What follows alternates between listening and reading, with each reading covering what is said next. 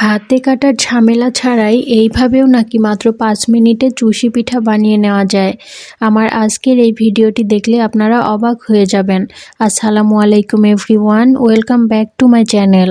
হাতে কেটে চুষি পিঠা বা সেমাই পিঠা তৈরি করতে অনেকটাই সময়ের প্রয়োজন, যার কারণে আমরা অনেকেই এই পিঠাটা তৈরি করতে চাই না। বর্তমানে অনলাইনে দেখতে পাচ্ছি অনেকে বিভিন্ন পদ্ধতি অবলম্বন করছে, তবে সঠিক পদ্ধতি কোনটি সেটি আজ আমি আপনাদের দেখাবো। চলুন তাহলে কথা না বাড়িয়ে রেসিপি শুরু করা যাক।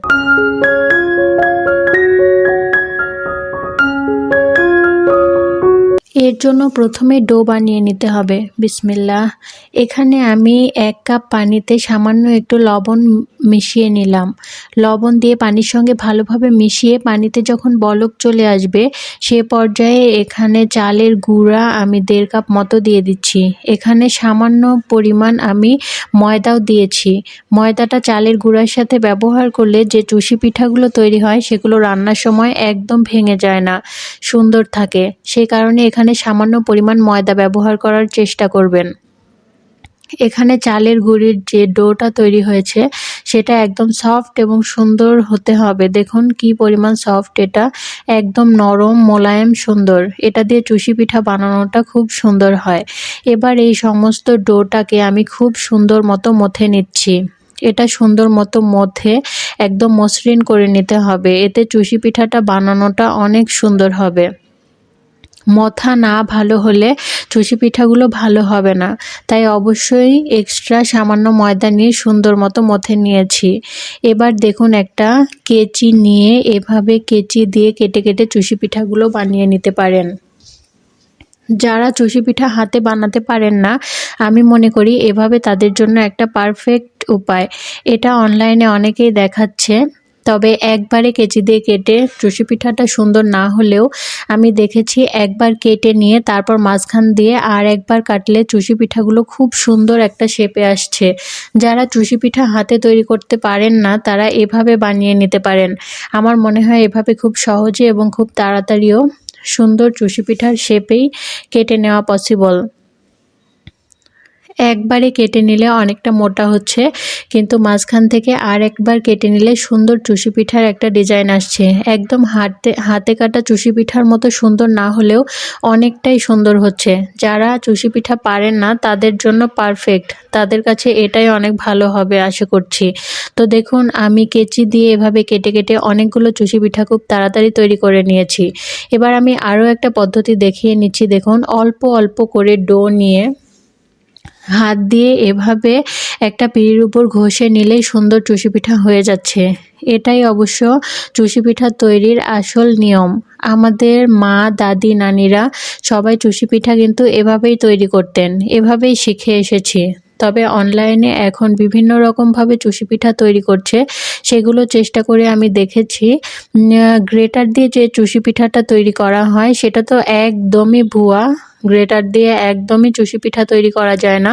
তবে কেচি দিয়ে যে কেটে কেটে চুষি পিঠা, সেটা একদম চুষি পিঠার মতো হুবহু না হলেও অনেকটা চুষি পিঠার শেপে এসেছে। দেখুন আমি হাতে যেগুলো বানাচ্ছি সেগুলোর শেপ একদম দারুণ পারফেক্ট হচ্ছে, কিন্তু পাশেই আমি কেচি দিয়ে যে কেটে রেখেছি সেগুলো একদম পারফেক্ট না হলেও অনেকটা চুষি পিঠার মতোই দেখা যাচ্ছে। তো আমি কেচি দিয়ে যেগুলোকে কেটে রেখেছিলাম সেগুলোকে আমি হাত দিয়ে আবারও এভাবে 2-3টা করে ঘষে নিচ্ছি। এতে করে চুষি পিঠাগুলো খুব সুন্দর হয়ে যাচ্ছে।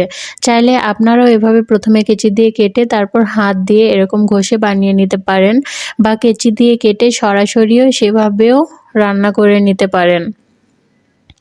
গ্রেটারের যে পদ্ধতিটা দেখানো হচ্ছে অনলাইনে সেটা ভুল হলেও কেচির এটা আমার কাছে অনেক ভালো লেগেছে। হাতে যখন সময় কম থাকবে তখন কেচি দিয়ে এভাবে কেটে চুষি পিঠার শেপে কেটে এটা রান্না করে খাওয়া যাবে। আমার কাছে এই পদ্ধতিটা অনেক কার্যকর মনে হয়েছে। তারপর আমি আরও একটা পদ্ধতি দেখিয়ে দিচ্ছি। দেখুন এরকমভাবে রোলের মতো হাত দিয়ে একটা পাইপের মতো বানিয়ে নিতে হবে। তারপর সেখান থেকে অল্প অল্প করে ডো কেটে কেটে নিয়ে এভাবে সামান্য 2-1টা ঘষলেই এরকম সুন্দর চুষি পিঠা তৈরি হয়ে যাচ্ছে। দেখুন এভাবেও বেশ তাড়াতাড়ি চুষি পিঠা তৈরি করে নেওয়া যায়। তো আমার সবগুলো চুষি পিঠা আমি এভাবে তৈরি করে নিয়েছি। দেখুন পিঠাগুলো কি দারুণ হয়েছে। যারা এক্সপার্ট আছেন তারা হয়তো পিঠা বানালে এর চেয়েও আরও অনেক সুন্দর হবে। আমি তেমন এক্সপার্ট নই, তারপরেও আমার পিঠাগুলো বেশ সুন্দর হয়েছে মাশাআল্লাহ। তো পিঠাগুলো তো বানানো হয়ে গেল, এবার চলে যাচ্ছি পিঠা রান্নার জন্য। তো এবার আমি রান্না করতে চলে আসলাম। এর জন্য এখানে আমি খেজুরের গুড় আর দুধ প্রথমে জাল দিতে বসিয়ে দিয়েছি। খেজুরের গুড় আর দুধটা একসঙ্গে খুব ভালোভাবে মিশিয়ে নিয়ে আমি এটাতে বলক তুলে নেব। যখন দুধে বলক চলে আসবে সে পর্যায়ে আমি যে চুষি পিঠাগুলো বানিয়ে রেখেছিলাম সেগুলো আমি দিয়ে দিচ্ছি। চুষি পিঠাগুলো দিয়ে চামচ দিয়ে হালকাভাবে নেড়েচেড়ে দিতে হবে যেন এগুলো দলা পাকিয়ে না যায়। আমি সবগুলো চুষি পিঠাকে একসঙ্গে দিয়ে দিচ্ছি। আমি যেহেতু ডোটা তৈরি করার সময় চালের গুঁড়ির সাথে সামান্য পরিমাণ ময়দা দিয়েছিলাম, যার কারণে আমার এই চুষি পিঠাগুলো কিন্তু রান্নার সময় একদম ভেঙে যাবে না, এগুলো সুন্দর গোটা গোটাই থাকবে। আপনারাও চেষ্টা করবেন ডোটা তৈরি করার সময় সামান্য একটু ময়দা ব্যবহার করার জন্য। দেখুন আমি সবগুলো চুষি পিঠাকে খুব ভালোভাবে নেড়েচেড়ে রান্না করব, তারপরেও আমার একটা চুষি পিঠাও এতটুকু ভাঙবে না। কিন্তু শুধু চালের গুঁড়া দিয়ে যে চুষিটা বানানো হয় সেটা বেশি নাড়াচাড়া করলে একদম ভেঙে দুধের সাথে গলে মিশে যায়।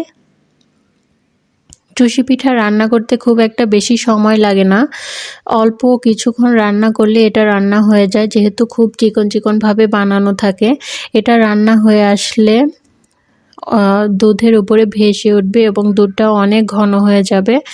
এটা খুব বেশি ঘন করে ফেলবো না, কারণ এটা ঠান্ডা হওয়ার পরে আরও অনেকটা ঘন হয়ে যাবে। দেখুন চুষিগুলো যে খুব নেড়েচেড়ে মিশিয়ে দিতে হবে সেটাও না, এটা যখন ফুটতে থাকবে তখন চারপাশ থেকে চুষিগুলো নিজে থেকেই উপর নিচ হয়ে এগুলো সেদ্ধ হতে থাকবে।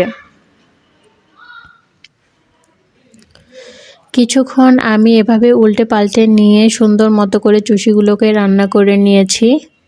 এ পর্যায়ে দুধটাও অনেক ঘন হয়ে এসেছে, এটা ঠান্ডা হলে আরও ঘন হয়ে আসবে। এ পর্যায়ে আমি চুলাটা বন্ধ করে দিলাম। এবার আমি সার্ভ করে নিচ্ছি। দেখুন আমার চুষিগুলো কি সুন্দর হয়েছে মাশাআল্লাহ।